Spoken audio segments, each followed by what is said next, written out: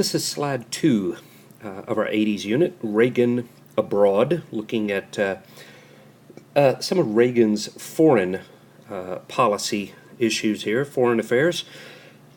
And we will start with something here at home, but meant to stop foreign problems. It's known as SDI. That stands for Strategic Defense Initiative. Strategic Defense Initiative. It is better known as Star Wars. Named after the popular movie that had just come out a few years earlier.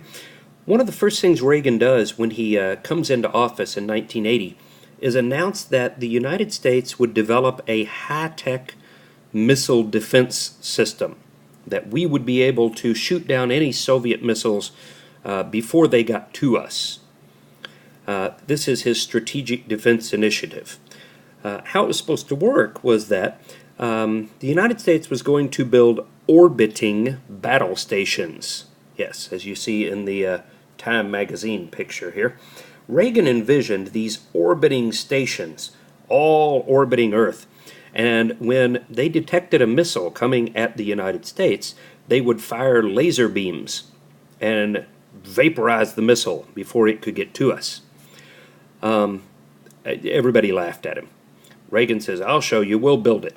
So he takes billions of dollars from the budget, and he gets the best scientists NASA has and the Defense Department and puts them together and says, "Okay, guys, build this." And they're like, "Mr. President, we can't build this. We don't have this sort of technology yet." He says, "Oh, sure you do. Here, take some more money. Now go build this." So they go and they come back and they're like, "Look, Mr. President, we don't know how to do this. We can't build it." He said, sure, it's just a money. Here, take some more money. And he keeps throwing more and more money at the problem, and they keep coming back and saying, "Mr. President, I don't care how much money you give us, we can't do this." Star Wars would be sort of the albatross that would forever hang around Reagan's neck. He would become a laughing stock for Star Wars. It never does get built. Billions and billions of dollars are wasted on this program. And Star Wars would go down in history as one of the low points of Reagan's presidency. Now, let's look at Europe, first of all, and Poland. Poland had been one of the Soviet Union's most dependable satellite nations. A lot of industry there, a lot of money made for the Soviet Union there. But the workers got tired of communism. They got tired of doing all the work and never seeing any of the benefits, any of the profits. So they decide they're going to form a labor union. Now, that doesn't sound that bad. Here in America, it's not. But in a communist country, labor unions are illegal because you have no rights. You have no freedoms. The government tells you what you're going to do, and you have no say about it. So there is no need for a union to speak up. But they decide they're going to speak up. And the labor union would be called Solidarity, meaning togetherness. And it will be formed and led by a man named Lech Walesa. Lech Walesa will form Solidarity. Down here at the bottom, look, they even have their own little logo. Solidarność, I guess that's solidarity in Polish. The little red and white is the Polish flag, I know that much. But Walesa would form this labor union and publicly challenge the Polish government, which is communist, backed by Moscow and the Soviet Union. Walesa is the most unlikely leader you can imagine. He's not a politician. He's not a public speaker. He's an electrician, I believe. He was a dock worker. He becomes an electrician, and he is the guy that gets chosen for this, and he will become the face of the labor union movement in Poland. Okay? Pope John Paul II, who was Polish, after he is named Pope, his first trip outside the Vatican, he goes back home. He goes to Poland, and he speaks to the people at a rally, a solidarity rally, And he tells them, you are human beings. You are men. You are not animals. Do not crawl on your bellies. Stand and walk like a man. And some people say that was sort of the beginning of the end of communism in Poland and overall. So Solidarity in Valenza, along with Pope John Paul II, will go a long way toward ending Soviet Union rule and communist rule in Poland. All right. In the Middle East, let's turn our attention there to Lebanon. Okay. Israel had picked a fight with Lebanon, and then Lebanon fought back against Israel, and, as we always do, we had pledged to defend Israel. So the United States sent troops to the Middle East as part of an international peacekeeping force to kind of broker a peace between Israel and Lebanon. While there, a suicide bomber crashed a truck full of explosives into a Marine base, a U.S. Marine base. This is 1983, killing more than 200 Marines. The U.S. retaliates, and 7 Americans, military personnel, are taken hostage and held in Beirut, the capital of Lebanon. Right? So now Reagan has a hostage problem, similar to the one Carter had, not near the scale, but 7 Americans are being held hostage in Lebanon. Right? So keep that in mind, because we'll come back to that here momentarily. Right? Now, let's turn our attention to Nicaragua, Central America. Right? In Nicaragua, the government has been overthrown by a communist rebel group known as the Sandinistas. Their leader is a man named Sandino. That's where the name comes from. Sandinistas, the followers of Sandino. These are communist rebels who overthrow the government and put in a communist government in Nicaragua. Now, remember, Reagan's big anti-communist guy, big Cold War guy, right? He simply cannot have a communist government in Central America. But we can't just go invading. So, instead, Reagan will funnel money to a group of Nicaraguan freedom fighters known as the Contras. Okay? These are the good guys. So you got Sandinistas bad, Contras good. Right? These are Nicaraguan freedom fighters trying to overthrow the Sandinistas and put in a government that will be favorable to the United States. So Reagan is going to ask Congress to send money and aid, whatever the Contras need, to help them. But there's a problem.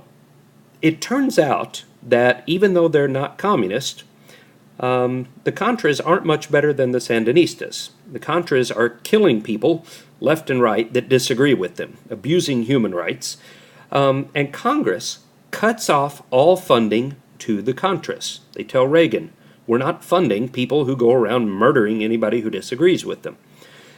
So Congress will cut off money to the Contras. Okay? So now Reagan's got 2 big problems here. He's got hostages being held in Lebanon, and he's got a communist government in Nicaragua, and Congress has cut off his funding for the people fighting the communists. Okay? Which sets up a very well-known scandal involving Reagan here, known as the Iran-Contra Affair. Okay? Now, back to the Middle East. Iran is in a war with Iraq. And Iran comes to the United States and says, we'd be interested in buying weapons from you. Congress says, no, we're not selling you weapons. You just got done holding 52 of our people hostage for 444 days. We're not doing business with you. Go away. So Congress refuses to allow the Defense Department, Reagan, any of them, to sell weapons to Iran. Okay? enter a man named Oliver North. It's the guy down here. It's a lieutenant colonel in the Marine Corps. There's Oliver North. He's known as Ollie. Oliver North is going to take it upon himself to solve all of Reagan's problems for him. Okay? North will go to Iran and say, listen, you want to buy weapons from us, right? Iran says, yes, right, but you can't sell them to us. He says, well, maybe we can. We can work out a deal. North says, look, we've got 7 Americans being held hostage in Lebanon, a Middle Eastern Arab country. You're a Middle Eastern Arab country. How about you negotiate with Lebanon to get our hostages out, and I will work out a weapons sale to you. So, Iran does their thing, Lebanon releases the 7 American hostages, and Reagan looks like a hero because the hostages are home. Hooray for Reagan. Hooray for the hostages, right? North, then, will sell Iran weapons in direct contradiction for what he was supposed to do. But all that money from the weapon sales to Iran, North's not going to put into his pocket and get rich. Instead, he's going to take that money and give it to the Contras in Nicaragua. Another thing he's not supposed to do. So now he's broken 2 laws here, 2 directives from Congress at least. Okay? Word of this gets out. Okay? Everybody thinks Reagan has orchestrated this. Oliver North steps up and testifies before Congress, which is the picture you see here at the bottom. He shows up in Congress in full Marine dress uniform with all his medals on his chest there, raises his right hand, swears to tell the truth, and says, I did it. I did it all. I got the hostages released. I sold weapons to Iran. I gave money to the Contras, and I'd do it all again because I'm a loyal patriot. And America goes, oh my God, somebody took responsibility for something. They're amazed. North will not do any jail time. In fact, he becomes this sort of cult hero. In 1988, after Reagan's done being president, it's rumored North is going to run for president. Ollie for president bumper stickers show up all over the country because North was a stand-up guy who took responsibility for what he did, even if it was illegal. Okay? Now, the question becomes, did Reagan know about it? Did he authorize it?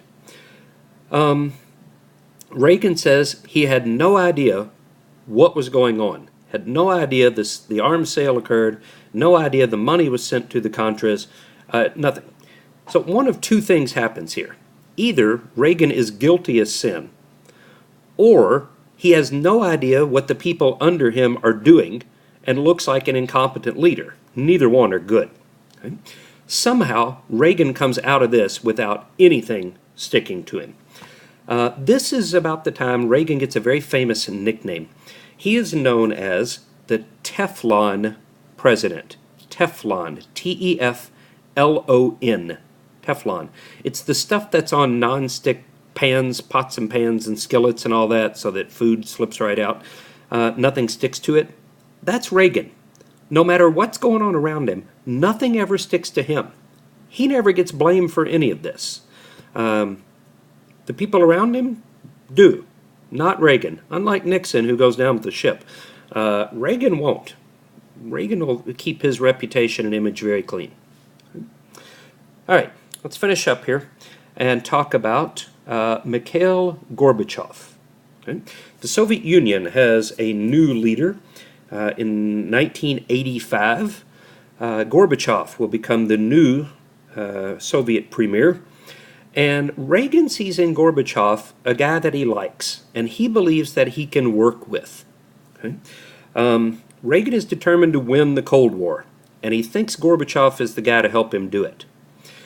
Gorbachev realizes that communism is failing, that it's going to die.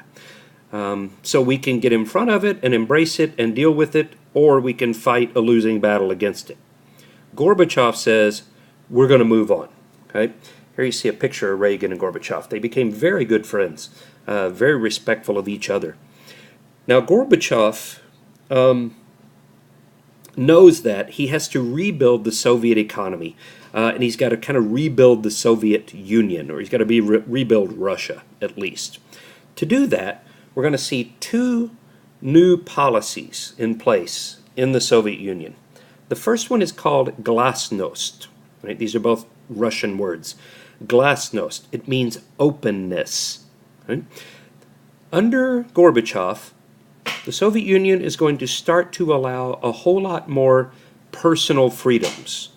Some freedom of speech, some freedom of press, political liberty. You're now free to speak out against the government if you want to. So an openness, more personal rights and more personal freedoms. Also, another movement here, a new policy, called perestroika. Perestroika means restructuring. Okay? And Gorbachev is going to restructure the Soviet economy, starting to bring in some elements of free market capitalism, privately owned businesses, competition, getting the government out of people's pocketbooks. Okay? So Gorbachev is going to be the guy to work with here to bring an end to the Cold War.